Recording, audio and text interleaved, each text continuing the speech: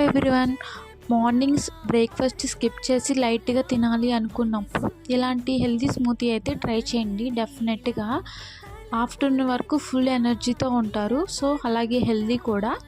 ఒక బౌల్ తీసుకొని డేట్స్, అలాగే అంజీరా, అలాగే క్యాష్యూ నట్స్, అలాగే ఆల్మండ్స్, అలాగే పిస్తా, అలాగే వాల్నట్స్, అలాగే పంకిన్ సీడ్స్, అలాగే వాటర్ మిలన్ సీడ్స్ యాడ్ చేసుకోండి. నైట్ అంతా సోక్ చేసుకోండి.